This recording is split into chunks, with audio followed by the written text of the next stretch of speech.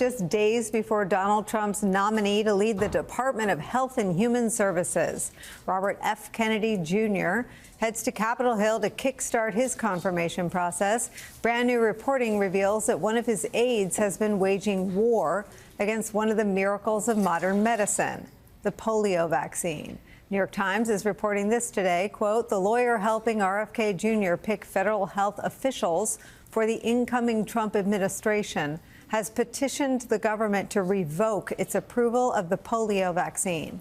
That campaign is just one front in the war that the lawyer, Aaron Siri, is waging against vaccines of all kinds.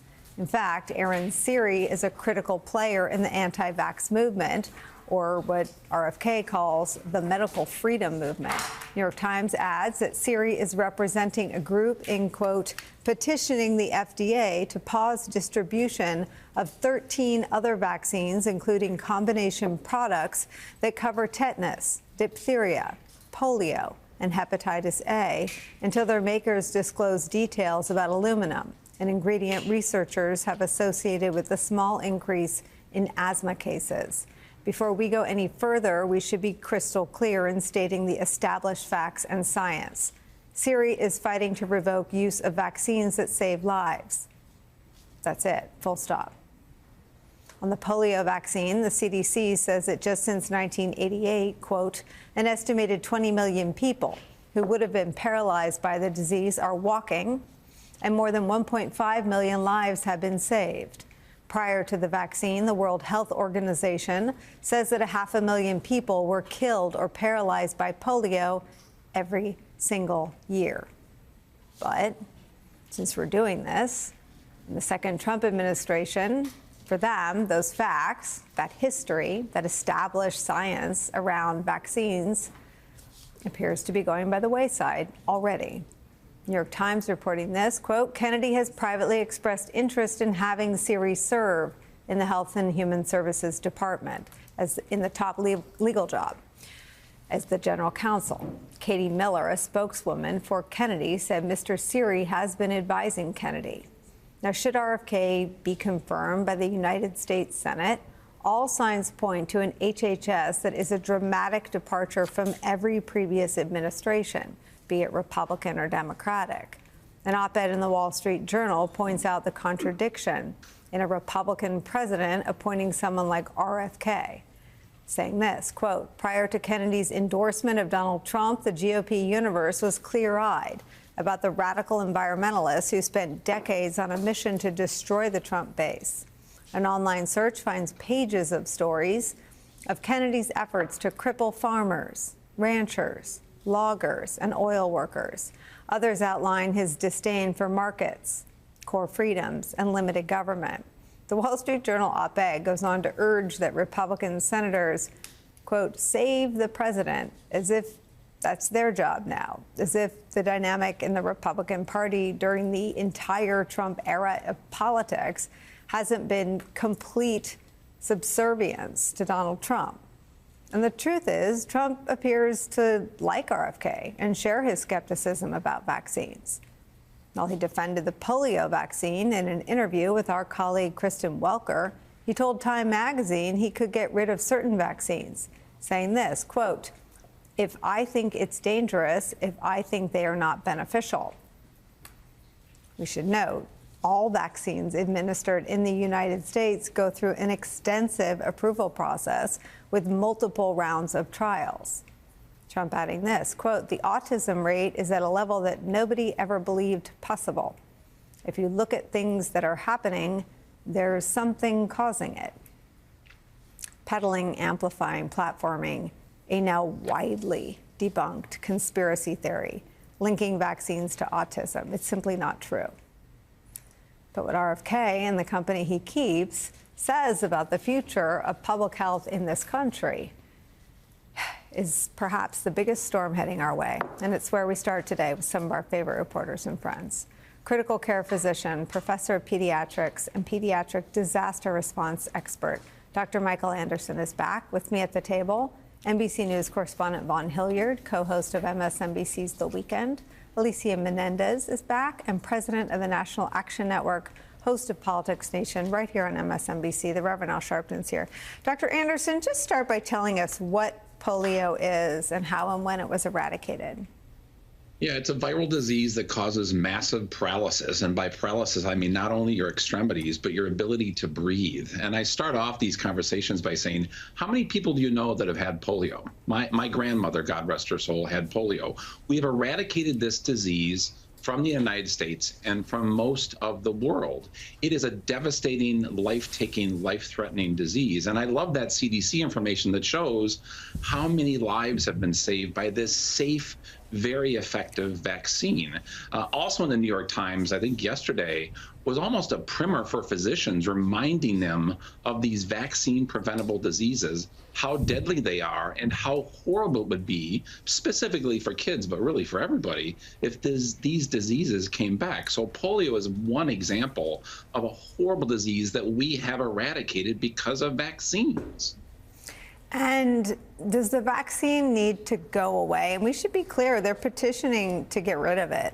But it seems that simply non-adherence to a vaccine schedule could expose some kids to risk. Can you talk about what the vaccine protocol is like and what the risks are if it isn't adhered to? The risks are very, very high. You look when we have measles outbreaks where communities, for some reason, have marked decrease in the MMR vaccine uptake, and you get an outbreak of measles. So if we have kids, large numbers of kids that aren't vaccinated, there is a very high probability that, yes, indeed, polio will come back and potentially spread. So it's almost just insane that we're having debates about safe, effective therapies that have eradicated life-threatening diseases at a time when we really need to protect our kids. And it's a very, very safe vaccine. As I say, just one example of vaccines that save lives. This individual, Dr. Aaron Siri, did some podcasts. It's just about all the Trump picks have done. Let me play a little bit of that for you. So much to talk about, but really I just want to look forward. I want to look at the cases that we have going right now, because we could sit here and do, happy dances over all that's been achieved, but it's not over. Let me ask you this question just to start out with. I think a lot of people are going, well, I mean, it looks like, the government, Bobby Kennedy's taking the government. Why are legal cases going to even be important? Why not just say we did it, it's over? Oh, absolutely. Well, to the extent that Robert F. Kennedy Jr. is able to really rein in these federal health authorities, and we're talking within HHS, you've got 85,000 employees, $1.7 trillion department, 13 operating divisions, CDC being one of them, FDA being another, numerous offices of the Secretariat. It's a sprawling, massive behemoth. And I think if anybody could do it, I hope that Mr. Kennedy, we hope to soon call him Secretary Kennedy. I mean, so the plan to take over the CDC and the FDA was the plan all along. Trump has gone along with it and amplified some of that debunked conspiracy theories tying vaccines to autism. What's happening right now in the medical community? Are physicians being retrained in how to spot cases of polio and measles if this goes into place quickly? I'm sure we will get to that point. Once again, that New York Times article was almost a slap in the face of, I have to remember what measles look like. I have to remember how to diagnose polio. These diseases have been eradicated. And let me just take one other sidebar for a second. I have wonderful pediatric friends and colleagues that work at the FDA, that work at NIH, that work at CDC, and they wake up each and every morning trying to make this a safer world for children. And it is offensive to think that some sort of massive cuts are going to make kids healthier again. We have so many programs that have improved children's lives, including vaccines, that we need to keep moving forward and address a number of different healthcare issues. Vaughn, let me play some of your interview with RFK on these issues. You have been a crusader on questioning vaccines. Are there specific vaccines that you would seek to take off the market? Oh, I'm not gonna take away anybody's vaccines. I've never been anti-vaccine. You will not take any vaccine that is currently on the market.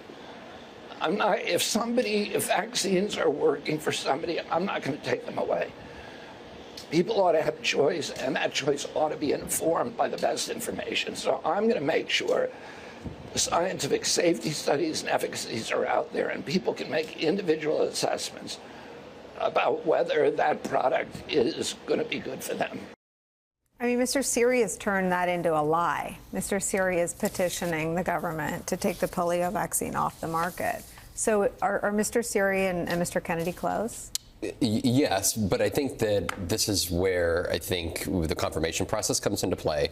Robert F. Kennedy Jr., before he can take over the FDA and the CDC, must get confirmed. And it's not just Democrats who are concerned about his position on vaccines. Republicans, too, still by and large in the United States, people trust vaccines. And in order to get confirmed, he needs the support of U.S. senators. At the same time, what I think is so interesting about Robert F. Kennedy Jr. as a political figure and a soon-to-be government official, in contrast to other nominees of Donald Trump, is that he is somebody who has not shaped and molded himself over the years. He, for decades, has been fighting vaccines and been openly discussing, writing books, questioning the science that has been peer-reviewed consistently time and again that has said the vaccines on the market today are safe. And that is where Donald Trump's deference to Robert F. Kennedy Jr. is also unique. Donald Trump claims to really be the smartest guy on most subject matters. And if you listen to his interview with Kristen Welker over the weekend, he reiterated this to Time, is that he was going to listen to Bobby Kennedy and to see what Bobby Kennedy came up with on vaccines, and that Bobby Kennedy would then come to him with what he thinks should happen to vaccines that are on the market. And I think that is what is so interesting about Bobby Kennedy, is that he has been so staunchly skeptical of vaccines historically, and that once he were to get into that government position, I think there's little reason to believe that Donald Trump, based off of his own words, would not take his advice. Alicia, we have little kids of the sort of regular You have the littlest. vaccine. You have the ones who are still under 5, which has got to be particularly scary. But I mean, the thing about vaccines is you don't have to eliminate them to endanger kids, right? You just have to cast enough doubt that maybe you miss the 4-month, or you forget the 6-month booster, you forget the 1-year booster. And someone said to me this week, you know, our kids are going to know kids that die. That's the reality. Right. And I am as alarmed as Dr. Anderson. One thing I've learned in the process of getting ready to talk about this story is that very often polio is asymptomatic. You don't know that someone has it until either they have been paralyzed or they spread it to someone else who is then paralyzed. That is part of the danger of this highly infectious disease. And to Vaughn's point about the role that Republicans in the U.S. Senate will now play is it's not enough to broadly ask RFK Jr. about his positions on vaccines, because just like we saw in that interview with you, Vaughn, he is now bobbing and weaving. He needs to be asked about the fact that he drew a salary from an organization that is avowedly anti-vaccines. He needs to be asked about his association with someone like this attorney who, let me just underline a few things you said in that script. They are now sitting down and doing the vetting of other health officials who would come into Health and Human Services if he were to be appointed secretary. And one of the questions they are asking them is, what do you think about vaccines, right? So they are using that as a filter as they build their workforce. There's also the reality that if RFK Jr. were to take over HHS, he also would have FDA would come under his purview. All those petitions you referenced from Siri, who do those petitions go to? They go to the FDA. And so one of the questions that I would ask if I were a U.S. Senator, Republican or Democrat, is, if you are in charge of HHS, are you going to commit to not intervening in these petitions to the FDA over these vaccines? Well, they seem to be making abundantly clear that the answer to that question is no. Correct. But I believe they have to be on the record, and they have to be pressed on it, and they have to be pressed on it in a way that says exactly what you underscored, right? Which is there are these vaccinations. There's the fact that they're trying to put this pause in place. But there's also this question of, I think what they are trying to do is say, if you want it, you can get it. That is not how vaccinations work. Right. And they need to really get at that piece. If they outlaw or if they cut down on the distribution of vaccines, by definition, you can't get it if you want it. For him to say during his interview, which I thought you handled well, that if it's working for them, they can keep getting it. How do you keep getting something that they're asking the FDA to bar it? I mean, it's imbecilic to even suggest that. And I think that the decades of record of Robert Kennedy in this area and in other areas, I remember in the height of COVID, when we had many black churches, including my organization, taking care of getting people tested in COVID shots. They literally marched on black churches in Harlem saying, stop distributing these kinds of medical attentions and these kinds of vaccines to people in our community. So no one has a confusion at all about Robert Kennedy, where he stands here. If you're going to take a stand, many of us have that are controversial, stand by it, but you can't have it both ways. Up next, we'll turn to Donald Trump's plan for day one mass deportations and his vow to go as far as he can to make it happen, including using the United States military on American soil to help him. Reaction from a retired U.S. Major General right after a quick break. Don't go anywhere.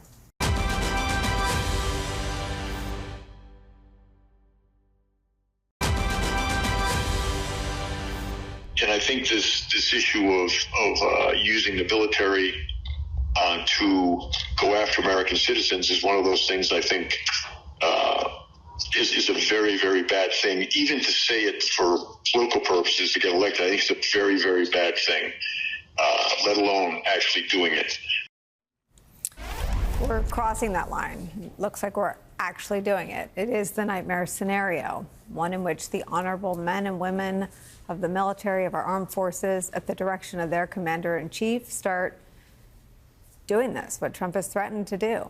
Start going door to door, seeking out the so-called Trump-described, quote, enemy within, training their sights on the very people they swore to protect. Perhaps more likely, though, is a scenario in which Donald Trump uses a combination, a mishmash of any number of his powers, the Insurrection Act, the Alien Enemies Act, to deploy the military to round up non-citizens, or at least folks he believes to be non-citizens.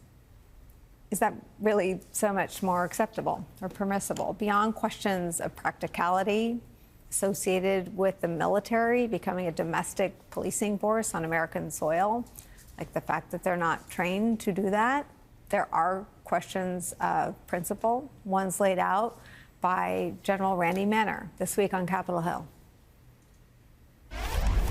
Involving the military in a politically charged domestic issue like mass deportation would erode public trust in the military.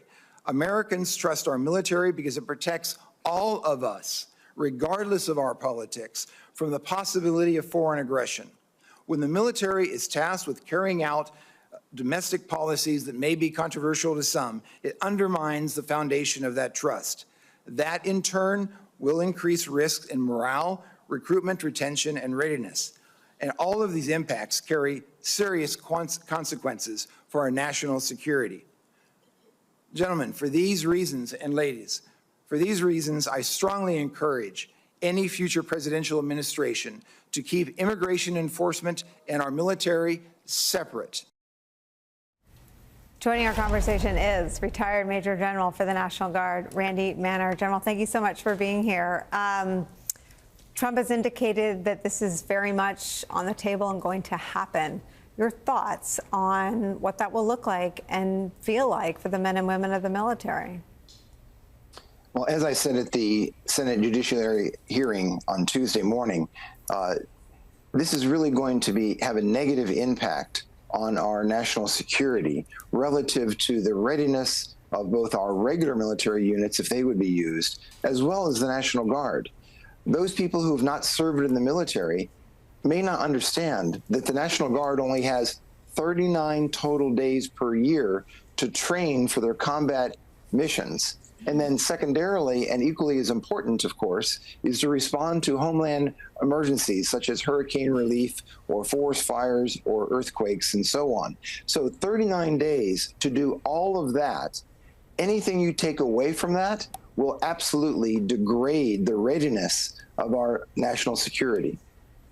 In the first Trump presidency, there were men like General John Kelly and Secretary Mattis around Trump and his most aggressive immigration policy folks, people like Stephen Miller, who pushed back. It's clear that Trump plans to assemble a very different cast of people. Where inside the military would any resistance, either from a readiness standpoint or a moral standpoint or a cultural standpoint, come from? The chairman of the Joint Chiefs is the advisor to the president on all matters of national security from a military perspective. So it would fall back to him to provide that advice and counsel. The president is the commander-in-chief of the military. So in the end, the president can make whatever call that he desires within the limits of law. Unfortunately, we've already seen the Supreme Court say that there are fewer guardrails on the office of the president than existed years past. So this is something where there is a chain of command, and the principal person that would receive those directions and have, quite frankly, very pointed conversations would be the chairman of the Joint Chiefs. Former chairman of the Joint Chiefs, Mark Milley, did something extraordinary in the first Trump presidency. After being in Lafayette Square with Donald Trump, he made a video apologizing for being dragged into the kind of thing you're talking about, domestic politics, and being seen at that event. Can you just help us understand why it is such a line for the men and women of the military to cross, something that General Kelly spoke about it as well in an interview a few days ahead of the November election, why it is such a big deal and why it is so important to keep the men and women of the military out of domestic operations? Again, people from every state and every community, every city, every town, every rural area have to understand that the United States military represents all of us. They come from all 50 states, the other territories, and the District of Columbia. They come from liberal families. They come from conservative families. They come, they're male and they're female. They come of all religions. And it's something where they come from different parts of the country, and they come together in many cases, not even having met people that are different from them in terms of where they may have been raised in their hometown or their city or their neighborhood. When they come together, and this is very, very important, the military takes them and replaces some of those ideas that they might have had that might have been biases for or against different people or peoples or ethnic groups or races, and instead replaces them with concepts of honor and respect of others.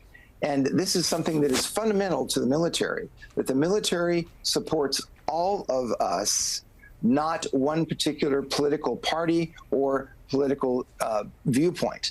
The dilemma is that if indeed the military, whether or National Guard or military, is used for domestic operations other than disaster recovery or for assisting on the border, quite frankly, for security at the border, that is a legitimate operation.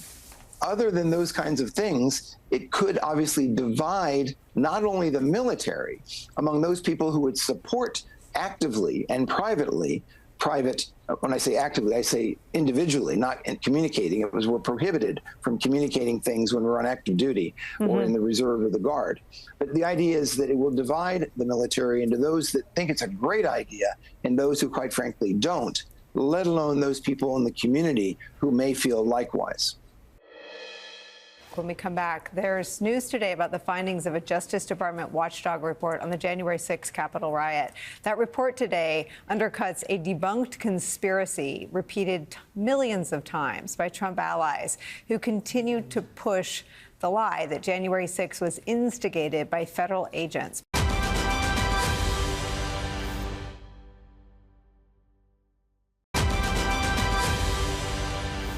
A second long-awaited report in less than a week from the Justice Department's Inspector General found no evidence that the FBI deployed undercover agents to the U.S. Capitol on January 6th. yet again undercutting a many times repeated far-right conspiracy theory that the January 6th insurrection was fueled by law enforcement. The Inspector General determined that there were 26 FBI informants, confidential human sources, in the crowd that day, but only 3 have been specifically tasked by the FBI to report on potential domestic terrorism activity. The rest decided to attend the riot on their own, and no FBI informants were authorized by the Bureau to enter the U.S. Capitol. The report further corroborating FBI Director Christopher Wray's past testimony. Can you confirm that the FBI had that sort of engagement with your own agents embedded into the crowd on January 6th? If you are asking whether the violence at the Capitol on January 6th was part of some operation orchestrated by FBI sources and/or agents, the answer is emphatically You're saying not. no? No. You're saying no? Not Okay. violence orchestrated Let's by move FBI on. sources or agents. Joining our conversation, Democratic Congressman Dan Goldman of New York. He sits on the Oversight and Accountability Committee and was the lead counsel in the first Trump impeachment. I started the show yesterday saying that I wish Chris Wray would stick around when I watched that clip. That's why I think if he could be there as long as humanly possible to knock down the nonsense, it would certainly aid the men and women of the FBI. Your thoughts on that news first? I agree with you. I understand why Chris Wray, who is a dedicated, nonpartisan law enforcement official and has led the FBI exactly that way, would think that his political future, his future as a director, is a political football and is a distraction. And so I understand why, from his vantage point, and I spent 10 years in the DOJ, he thinks that this is not good for the FBI. The problem is we're in Donald Trump world. It's a different world. We saw that with Bob Mueller, who did the same thing and then got completely politically, skewered by Bill Barr. And so what we need now, even for those who believe in our rule of law, believe in nonpartisanship, we need people to hold the guardrails of the rule of law. And that's why I'm disappointed that he resigned, is that he is somebody who would uphold the finest traditions of the FBI and the rule of law in the face of Donald Trump. And if Donald Trump wants to fire him, given that he hired him and already fired another FBI director, then make him do that, because then it is clear that Donald Trump is trying to sabotage the rule of law. By doing this now, he is allowing Donald Trump the runway to execute his worst instincts, and Kash Patel is the worst instinct of Donald Trump. Say more. Well, Kash Patel's only qualification for this job is retribution and revenge. And so you see these interviews where Donald Trump is asked, are you going to direct your DOJ, your Attorney General or your FBI director to do this or to do that? And he says, no, I'm not going to direct them. He already has. And he's chosen people who know exactly what he wants. And he's chosen people who have repeated publicly that retribution and revenge. And so Kash Patel goes in there with very openly supporting retribution and revenge and weaponizing the FBI. And the one thing I will say about that is it's dangerous just to politicize and use it as a weapon. But it will undermine the entire criminal justice system, not just those cases, but every other case will now be considered in the realm of, is this political? Is it not? Is this to help Donald Trump's friends? Is this to hurt his enemies? That undermines the fabric of our system of law. And that is really what is so dangerous. You know, as you're talking, I'm thinking Democrats pick Republicans or people who work for Republicans to run the FBI, and Trump fires those Republicans. I mean, what Mueller and Comey and Wray have in common is they're all Republicans or work for Republicans. I don't know who they all voted for, but they're all associated with Republican politics, and Rod Rosenstein and Jeff Sessions. And the rampage that Trump has been on for 9 years, starting with the recusal, I guess, of Jeff Sessions from the Russia investigation or the Russia question, has been all about wanting loyalty. And so I wonder to what degree you think there's a public appetite to understanding what a real assault on the rule of law in this country looks like after Trump has so normalized it. I think that's a huge problem. And it's clear, as much as I and others tried to make this point before the election, that the American people felt like that threat was too remote or more remote than the issues that are affecting them day to day. And I understand that. But when we are now seeing the beginning of the implementation of Project 2025, of Donald Trump's political weaponization of the entire federal government. And it really started after January 6th, right? I mean, yes, he undermined the Russia investigation as he wanted, but it is now so personal for him that he's so upset that Mar-a-Lago was searched. A judge signed off on that search warrant based on probable cause. This was not Chris Wray going rogue. This was a judge. The opposite, yeah. No, of course. And so for him to make these accusations that, oh, it's of course unjustified, no cause, no probable cause, it's bogus. But it's all what he's trying to do to undermine these institutions of accountability. That's why he wants to go after journalists and the media. That's why he wants to go after law enforcement. That's why he wants to go after our intelligence and make sure that that can be used for his political benefit. That's why he's undermining our allies and sizing up to or sucking up to dictators.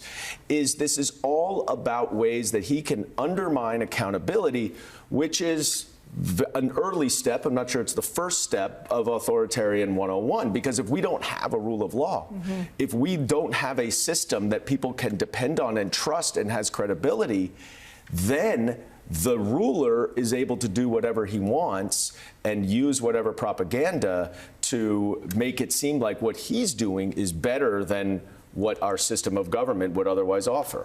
I mean, what you're laying out, Trump was reluctantly held to account by a reluctant Merrick Garland. He at least outwardly facing, seemed reluctant to open up any of the cases that ensnared Michael Cohen or look at Volume 2 of the Mueller investigation. Those were dead for Bill Barr. They were dead when Merrick Garland gets in. It takes the appointment of Jack Smith to seemingly accelerate, at least what was public-facing, the examination of Trump's role in inciting an insurrection. And to your point, Trump ran on his freedom. He ran on evading the rule of law that anyone else in this country would be held to. And he ran as someone who went on camera and said, I hate flippers, I hate informants, and then went ahead and pardoned Paul Manafort, Mike Flynn, all of the people who Roger Stone, who Mueller had ensnared. What is the tool available to us as a country to make the rule of law a nonpartisan issue, to make not just his half of the country, and it's half the country that voted for him this time, care about the rule of law again? Well, that's our challenge. And part of it is that we have to recognize that we are in a different era where the traditional Department of Justice philosophy of we don't comment, we don't speak but through indictments and through court filings. I think we need to have much more aggressive officials who will respond in the public sphere, because Donald Trump owns the public sphere and he owns the microphone. And if you don't have those people trying to hold him accountable, and that is in part the media as well, and I know you do it very well, Nicole, but it's a difficult situation. But if you don't have people who are pointing out everything that is wrong about what he's doing and the dangers in the media, in our institutions of accountability, then he will continue to get away with this. And so I think we have to change our frame of reference, even those of us who believe in nonpartisan, apolitical rule of law. If you are responding to lies of Donald Trump, to complete misinformation, that is not partisan. Right. That is just factual.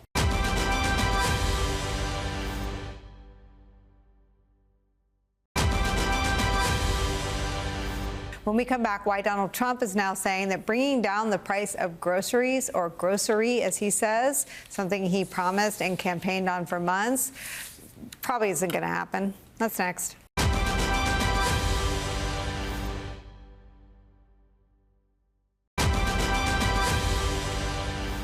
And I went on groceries. It's a very simple word, groceries. like almost, you know, who uses the word?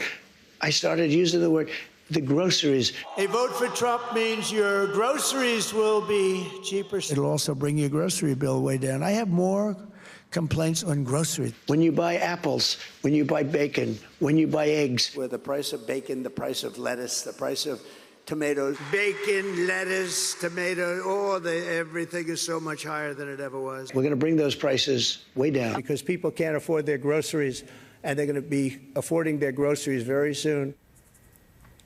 So on the topic of groceries, which we should note includes items outside of the 3 ingredients of a BLT, Donald Trump made promises, you heard him right there, that he'd bring the price of groceries down.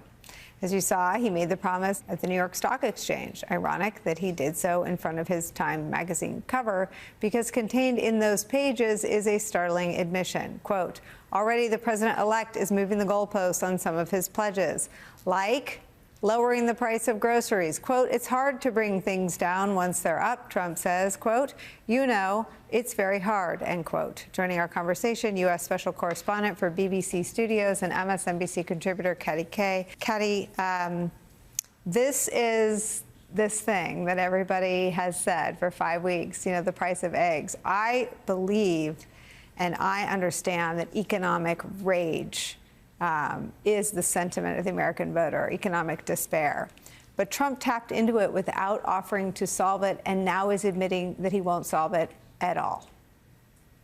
Well, he tapped into it because it's out there, and he won't solve it because he can't necessarily solve it. Ask all of the other world leaders and political parties who have been swept out of office in elections around the world this year because of the price of eggs. Who knew people ate so many eggs? But that sentiment is not just here in the United States. It's everywhere. Inflation has been everywhere since COVID.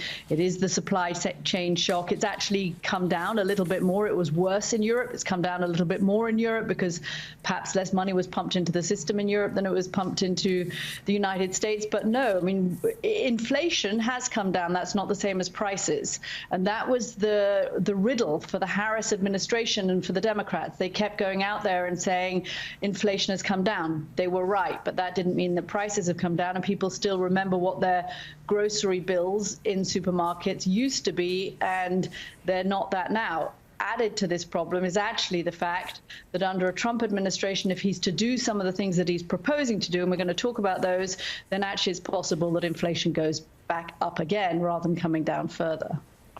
Katty, we're talking about tariffs as well. Let me play that for you. Here he is with Kristen Welker. You are now proposing tariffs against the United States' 3 biggest trading partners. Economists of all stripes say that ultimately consumers pay the price of tariffs. I don't believe Can it. you guarantee American families won't pay more? I can't guarantee anything. I can't guarantee tomorrow.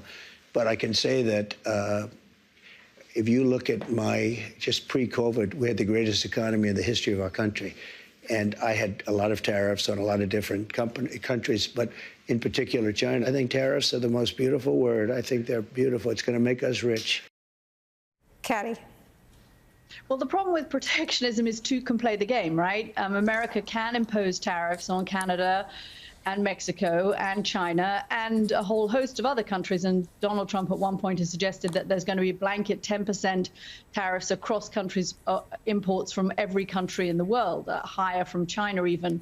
But then those countries retaliate. They don't like having tariffs imposed on their goods, and the only weapon they have at their disposal is to impose tariffs on American goods. So not only do imports into the United States become more expensive, American exports become more expensive, and so Levi's, Coke, beef, cars, things that America builds are more expensive to sell abroad, and that makes it harder for people to sell them abroad, which makes people poorer in this country at the same time that the imports that they may depend on are getting more expensive. America at the moment is a net importer of food for many, many years. So most of its history, America has been a net exporter of food. At the moment, America is a net importer of food. Having tariffs on a country like Mexico, that's really going to hurt people's grocery bills as well. Say goodbye to your last bowl of guac. This is from the New York Times. Quote, hours after Trump's late November Truth Social post threatening a new round of tariffs, Mexico's President Claudia Sheinbaum responded, quote, "For every tariff, there will be a response in kind." Just as a reminder to the incoming administration, 2/3 of vegetables and almost half of fruit and nut imports to the United States come from Mexico. And how many avocados, Molly? 90%. So this is a real problem for Trump's whole "I'm going to bring prices down" thesis, right? Because deportation makes labor more expensive, makes prices for farming, for things that are farmed in America more expensive. And then tariffs, if they if they ignite a trade war, which is certainly what President Sheinbaum is saying there, will make everything more expensive too. So again, he had trouble. He did enact some tariffs that did well and that the Biden world actually kept going. But then he had some that really did crush farmers. Remember that? And he had to, pay them. He had to give them tax incentives. So I do think tariffs are really dangerous. Also, I think Trump is, remember, on some level, he wants to please people, and he cares so much. I mean, again, he doesn't want to please that many people, but he cares a lot about the Dow. And so if he starts doing things that are really inflationary and starts driving the Dow down, that is going to be a sort of interesting moment for his presidency. This has been Primetime Weekend. I'm Nicole Wallace. Please tune into Deadline White House and all of our primetime shows weekdays on MSNBC.